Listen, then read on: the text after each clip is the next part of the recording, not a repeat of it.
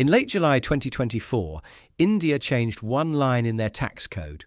They dropped the import duty on silver from 15% to 6%. Within 6 months, 4,554 metric tons of silver vanished from the global supply and landed in India.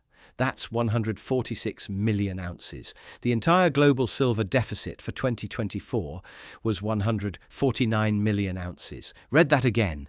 In 6 months, one country absorbed what the entire world was short for the entire year. And here's what should terrify you. The price barely moved.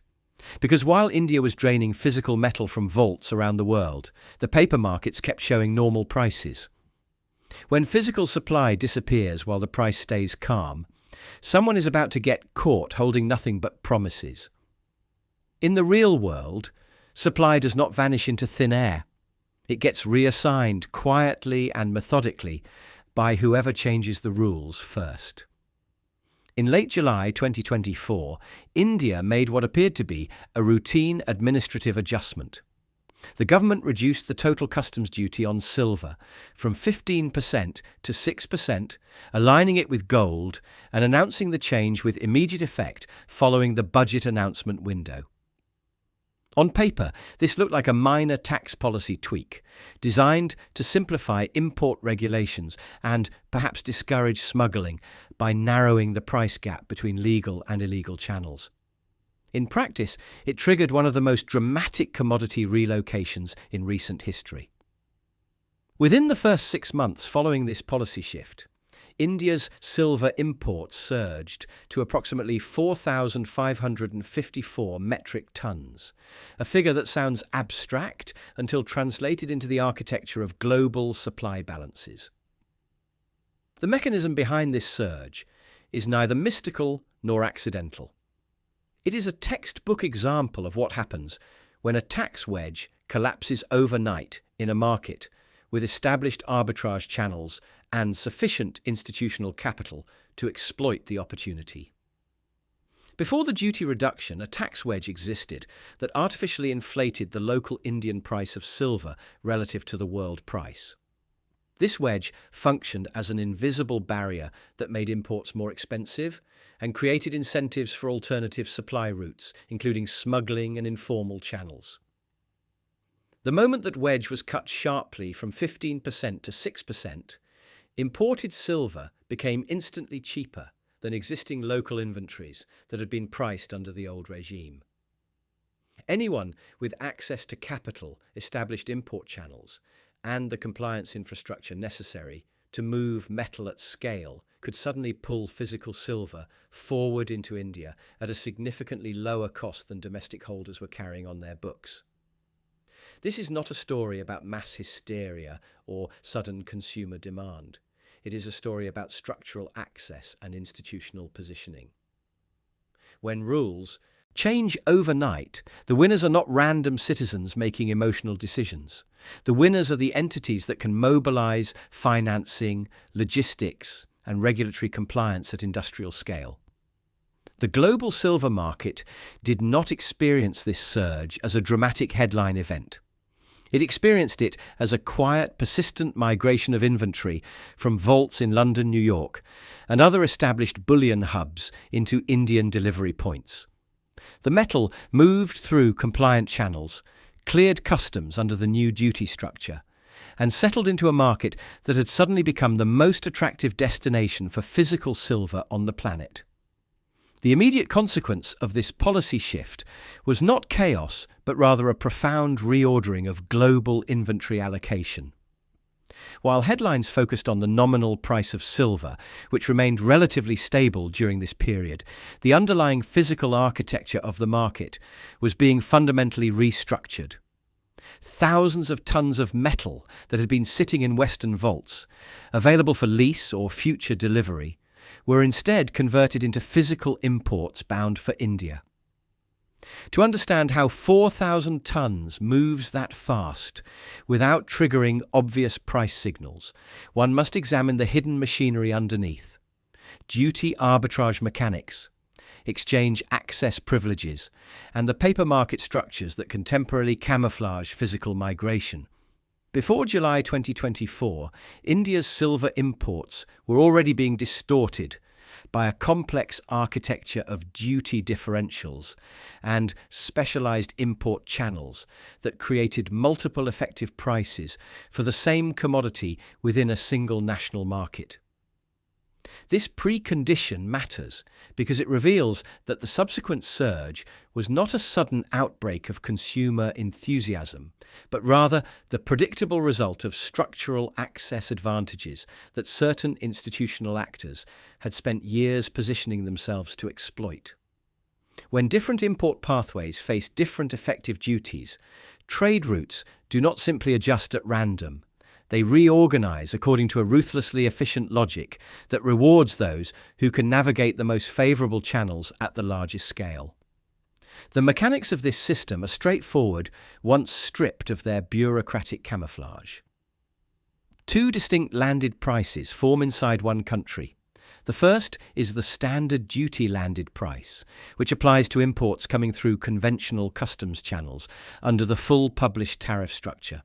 The second is the preferential route landed price, which applies to imports flowing through special economic zones, designated exchanges, or channels covered by trade agreements that offer reduced effective duties. Traders do not need a conspiracy to exploit this differential. They need only basic mathematics. If Route B consistently lands metal cheaper than Route A, then Route B inevitably dominates as long as the throughput capacity exists to handle volume. The constraint shifts from interest to infrastructure, from whether anyone wants to import to whether the financing, shipping, and clearance mechanisms can process the tonnage fast enough. This is where institutional infrastructure transforms ordinary market activity into industrial strength demand. The India International Bullion Exchange, established to formalize and standardize precious metals trading within a compliant regulatory framework, becomes a critical component of the story. It provides nominated entities with access to standardized delivery mechanisms, approved vaulting, and streamlined customs procedures that dramatically reduce the friction costs associated with large-scale physical imports. This is not one citizen buying a few commemorative coins. This is an ecosystem capable of importing silver by the ton, day after day, as long as the price differential justifies the capital deployment. Once such a pipeline is proven functional, it does not remain theoretical. It becomes operational infrastructure that traders, refiners, jewelers, and financial institutions can rely upon to move metal at scale. The consequence of an established pipeline fundamentally changes how policy adjustments propagate through markets. A duty cut does not merely encourage imports in some vague aspirational sense. It unleashes a queue of postponed buying decisions that had been waiting for precisely this kind of cost advantage. Entities that had been calculating whether to import under the 15% regime suddenly face a 9 percentage point improvement in their cost structure. That is not a marginal adjustment. That is a transformation of the business case for physical metal acquisition. The capital that had been sitting idle or deployed elsewhere now flows toward the arbitrage opportunity. And the throughput capacity that had been built over years of incremental trade suddenly operates at maximum utilization. The system does not need to invent new demand. It simply activates latent demand that had been suppressed by the previous cost structure, and it does so with a speed and intensity that catches observers off guard precisely because they mistake infrastructure for improvisation. The modern silver market operates within a split reality that most observers fail to recognize until scarcity has already progressed beyond comfortable margins. On one side exists the visible architecture of annual flows, comprising mine production and recycling volumes that can be tallied, reported, and analyzed through conventional supply-demand frameworks. On the other side exists the far less transparent realm of above-ground stocks, the accumulated inventory sitting in vaults, allocated accounts, and institutional holdings that functions as the market's shock absorber when current production fails to meet current consumption. When demand outruns annual flows, the market does not simply stop functioning or trigger immediate price explosions. Instead, it draws down stocks in a process that can remain obscured from public view for extended periods, while the underlying physical architecture quietly deteriorates. The scale of India's import surge only becomes meaningful when converted into the metrics that govern global balance sheets. 4,554 metric tons translates to approximately 146 million ounces of silver, a quantity that moves beyond the realm of routine trade adjustment into the territory of structural market reordering. To understand what this volume represents in practical terms requires comparison against the backdrop of global supply-demand dynamics. The global silver market recorded a deficit of roughly 148.9 million ounces for 2024, meaning that worldwide consumption exceeded new supply from mining and recycling by that margin. The unavoidable mathematical conclusion becomes stark when placed in direct comparison. India's 6-month intake was in the neighbourhood of an entire year's global shortfall, absorbed by a single country through a single policy-triggered import wave. This raises the question that separates sophisticated market observers from those who rely on headline prices as their primary information source. If India imported a quantity equivalent to the global annual deficit within half a year, why did silver prices not explode upward in an obvious panic? The answer reveals one of the most important structural features of modern commodity markets. Price discovery occurs primarily in paper markets first, through futures contracts, forward agreements, and unallocated account transactions that can be settled in cash rather than physical delivery. Physical tightness manifests later and through different channels.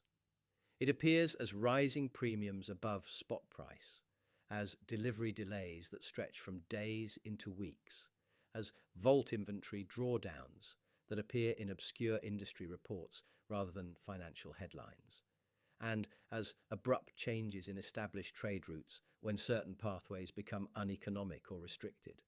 In other words, the nominal price can maintain an appearance of stability while the warehouse is systematically emptied because the price reflects paper market consensus rather than physical availability in real time. This disconnect between paper price stability and physical inventory depletion creates a dangerous illusion of normalcy that persists until the shock absorber has been compressed to the point where volatility can no longer be suppressed. If deficits continue year after year, the system's capacity to buffer demand surges through inventory releases, progressively diminishes. Once that absorber thins to critical levels, price volatility rises sharply because the market loses its ability to smooth temporary imbalances through stock adjustments. The public notices scarcity only at the end of this process, when affordability has already deteriorated and availability has become constrained. By that stage, the physical metal has already migrated to stronger hands, leaving late-arriving buyers to compete for whatever remains at prices that reflect true scarcity rather than the manufactured calm of paper market conventions. Most people conceptualize silver as trading through a straightforward commodity pathway where metal is mined, sold to end users, and consumed in industrial applications or stored as investment. This simplified mental model fails to capture the financial architecture that actually governs how tradable metal moves through the global system. In reality, a substantial share of the world's above-ground silver exists not as simple inventory sitting inert in warehouses, but as collateral held in forms that can be pledged against loans, leased into markets to generate yield, swapped between counterparties to manage exposure, or in certain structures even rehypothecated to support multiple layers of claims. The metal also exists within two fundamentally different account structures that determine whether holders possess specific physical bars or merely contractual claims against a larger pool. The distinction between unallocated and allocated accounts represents one of the most important yet deliberately obscured features of modern bullion markets. Unallocated accounts function as claims on a pool of metal rather than ownership of specific identified bars. They offer efficiency for trading and liquidity because the institution holding the metal can manage a single fungible inventory rather than tracking individual bar movements. However, this efficiency comes with a critical trade-off. The holder possesses a contractual claim rather than a property right to particular physical objects. Allocated accounts, by contrast, involve specific bars set aside and identified for a particular owner. These bars cannot be mobilized by the institution for other purposes without explicit authorization, making them harder to leverage but more real in the physical sense that matters during periods of stress, when contractual promises begin to be tested against actual delivery capacity. Beyond the account structure distinction lies the realm of metal leasing and swap arrangements that allow physical silver to be temporarily deployed into markets without changing the official ownership narratives that appear in reserve, reporting, or inventory statistics. Central banks, commercial banks, and large institutional holders can lease metal to refiners, manufacturers, or traders who need temporary access to physical supply. These leases generate yield for the lender while providing the borrower with metal that can be sold, processed, or delivered against contractual obligations. Swap arrangements allow parties to exchange exposure without physically moving metal, enabling banks to manage their books while maintaining the appearance of adequate reserves.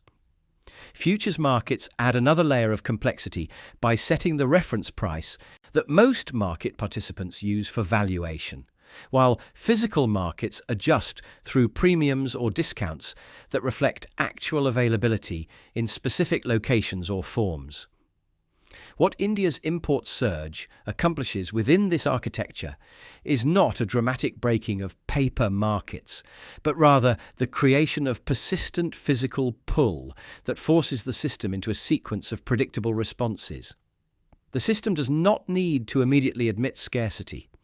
Instead, it releases more inventory from pools that had been available for lease or future delivery, raises the cost of obtaining physical metal through widening premiums over spot price, or implements policy restrictions that limit who can access imports and under what conditions.